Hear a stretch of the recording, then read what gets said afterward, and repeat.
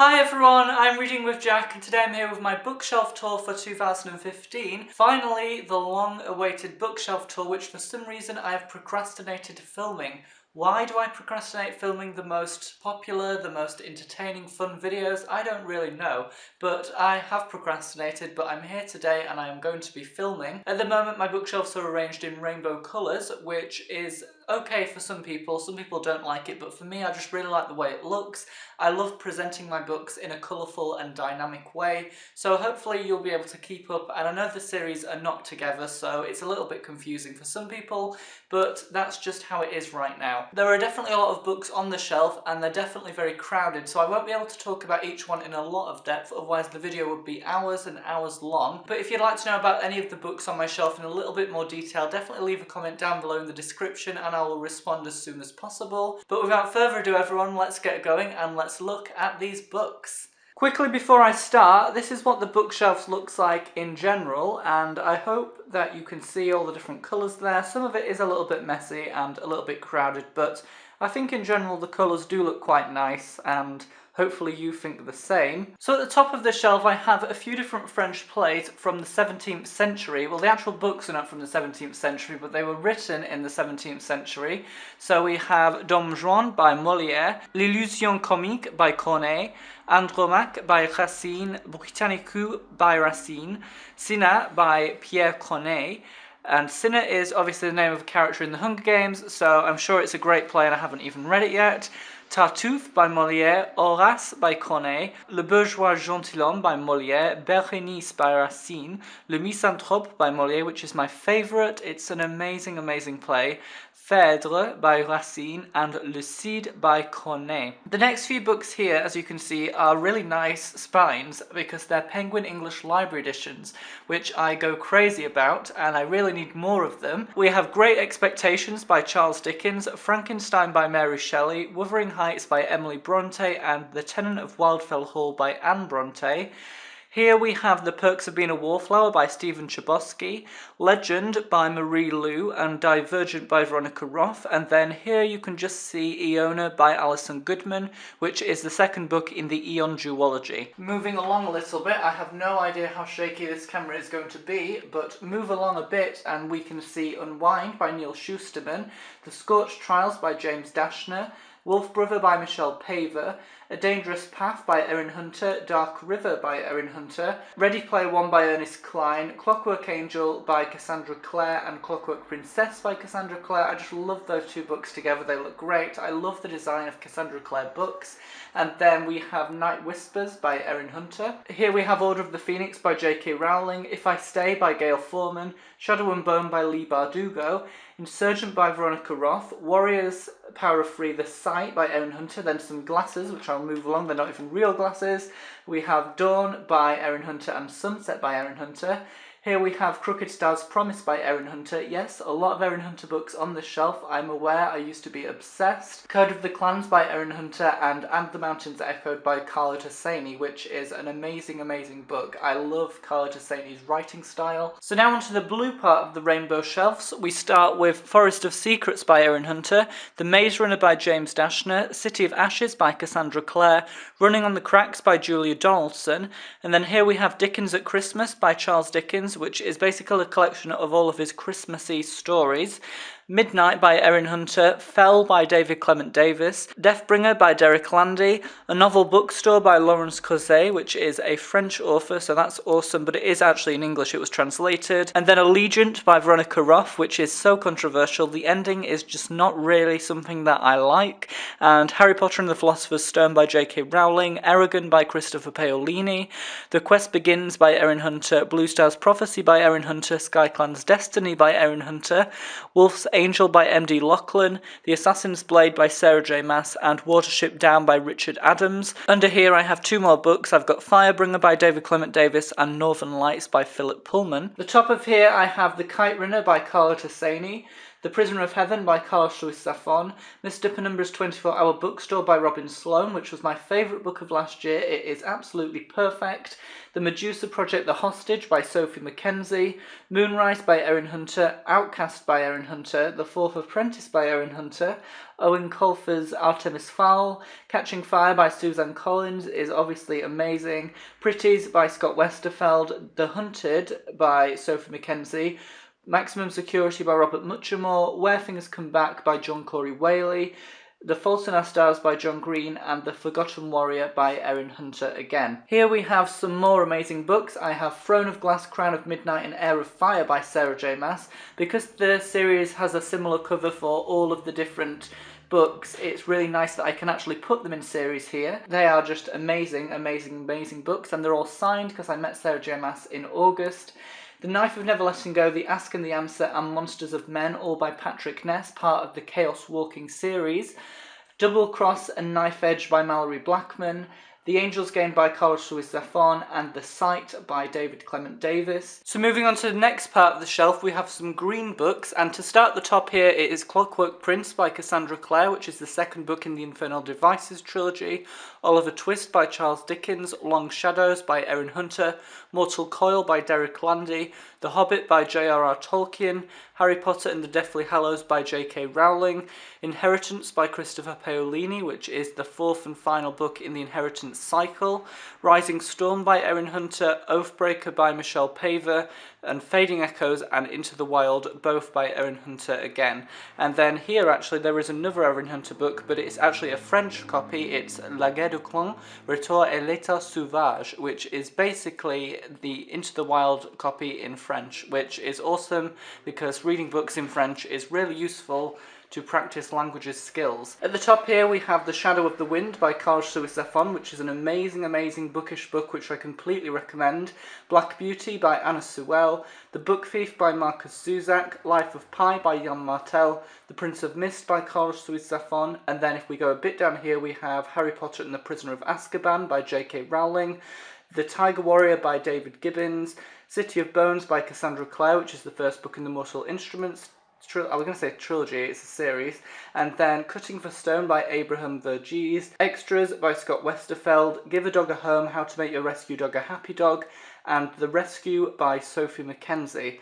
And then if we move along a little bit more, we will be able to see some more books, and if we start at the top here, I don't even need to say what it is, you can see it's Winger by Andrew Smith, Class A and The Recruit, both by Robert Muchamore, Mockingjay by Suzanne Collins, which is amazing, probably my least favourite book of the trilogy, but still great, Of Mice and Men by John Steinbeck, A Thousand Splendid Suns by Carla Desaney, which is another amazing book, it's so thought-provoking and obviously very emotional as well, Fire and Ice by Erin Hunter, Under Never Sky by Veronica Rossi, Harry Potter and the Goblet of Fire by J.K. Rowling, 1984 by George Orwell, Lord Loss by Darren Shan, The Bloody Chamber and Other Short Stories by Angela Carter, which is incredibly shocking and a little bit weird to be honest, and then The Setup by Sophie Mackenzie, and Pygmalion by George Bernard Shaw, which I studied last year in English literature.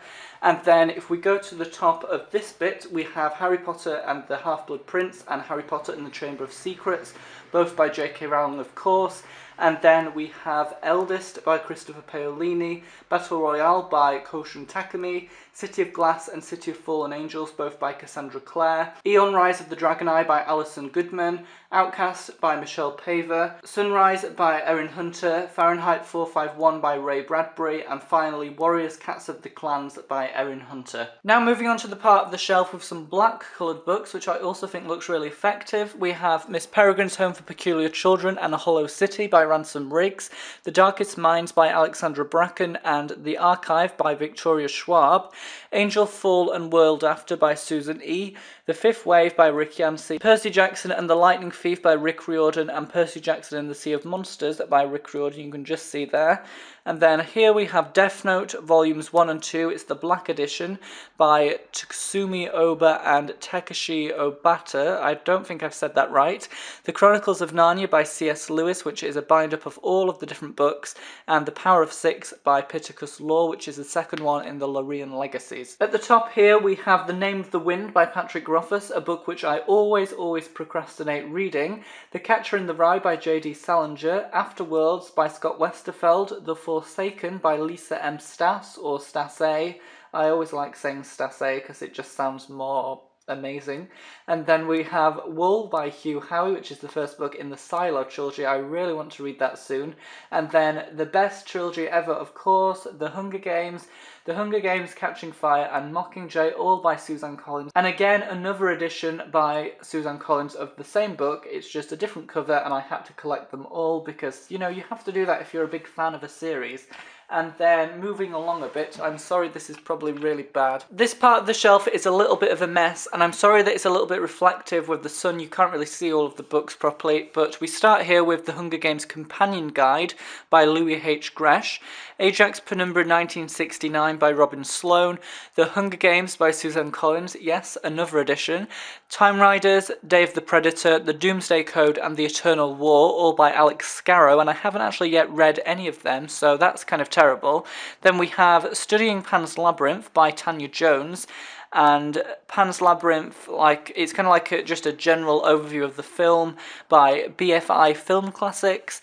And then The Great Gatsby by F. Scott Fitzgerald, The White Devil by John Webster. Both of them are amazing books that I study for English literature.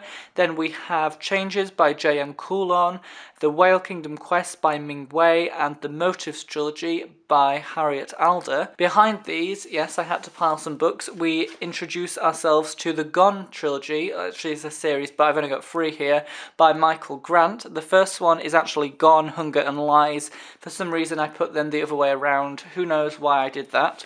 And then here, I know you can't see them very well, we have some Skullduggery Pleasant books by Derek Landy. I've got Dark Days, The Faceless Ones, Playing with Fire, and Skullduggery Pleasant, which is just the first book. And then The Hunger Games Tribute Guide by Scholastic Press. Here we have some books which you can quickly see. We have The Lord of the Rings, The Fellowship of the Ring by J.R.R. Tolkien, Uglies by Scott Westerfeld, and Game of Thrones by George R.R. Martin. And then again I have to move books along, and I don't think they properly fit in there. You can just see my Kindle there, which I don't really use, but I have it. I normally use it if I read like review copies or something that I get sent by the publisher. Brisinga by Christopher Paolini, The Eagle of the Ninth by Rosemary Sutcliffe, Charlotte Bronte's Jane Eyre, which is probably my favourite classic, definitely a really fantastic, moving, thought-provoking one.